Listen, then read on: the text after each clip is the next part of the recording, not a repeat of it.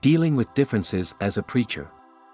Just as the preacher may smoothly deliver his message and find acceptance, sometimes differences arise due to the diversity of people's lives. The disagreement can be attributed to two branches.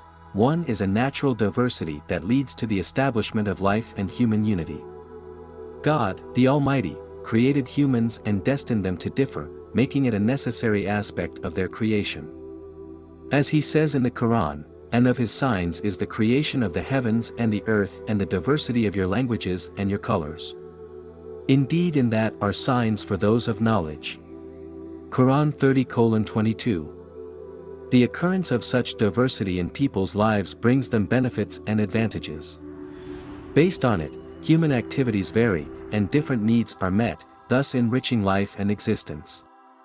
Allah, the Almighty, says, "And we have raised some of them above others in degrees, of rank, that they may make use of one another for service." Quran 43:32.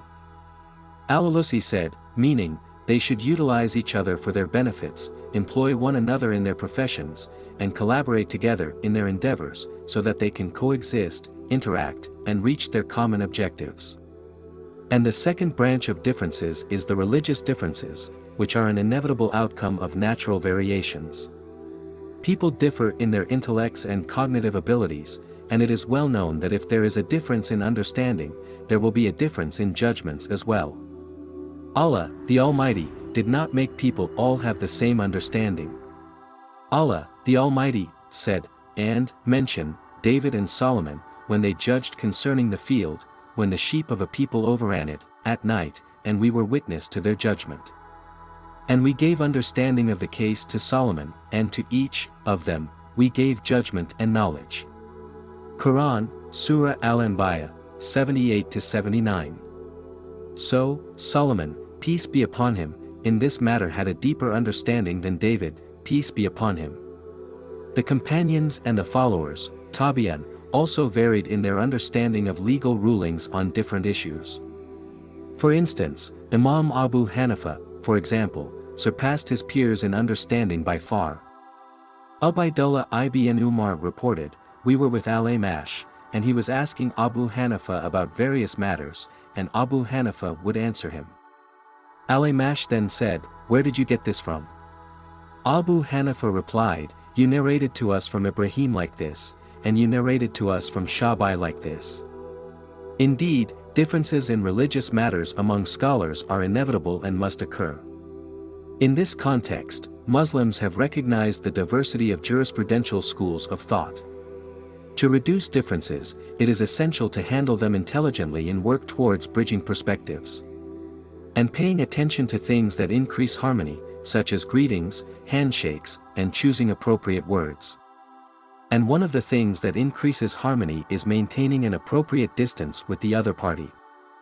And by reducing differences, it is also essential to pay attention to listening to the opposing opinion and trying to understand and appreciate their thoughts, even if the disagreement persists, with a focus on containing the differences rather than dwelling on their nature. When dealing with differences, the Da'ai, preacher, should refrain from criticizing personalities and focus on critiquing ideas, as criticizing someone personally often triggers a defensive reaction. To bridge the gaps in differences, it is preferable to adopt the idea of learning from others and building a new understanding that harmonizes diverse ideas and values fairly. It is essential to assert one's identity by sharing emotions and internal opinions with others. Understanding each other's perspectives can lead to taking the initiative to resolve differences.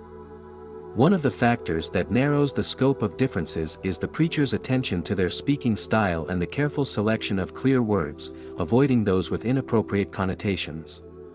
Speaking in a moderate and understandable tone helps convey the intended message effectively. Furthermore, emphasizing Islamic ethics in the art of dialogue and disagreement fosters an environment of respectful discourse. Ibn Taymiyyah believed in leaving some recommended acts to maintain the unity of the hearts, saying, "Because the benefit of fostering unity and harmony in religion is greater than the benefit of engaging in such practices." Just as the Prophet Muhammad, peace be upon him, refrained from changing the structure of a house to maintain the unity of the hearts.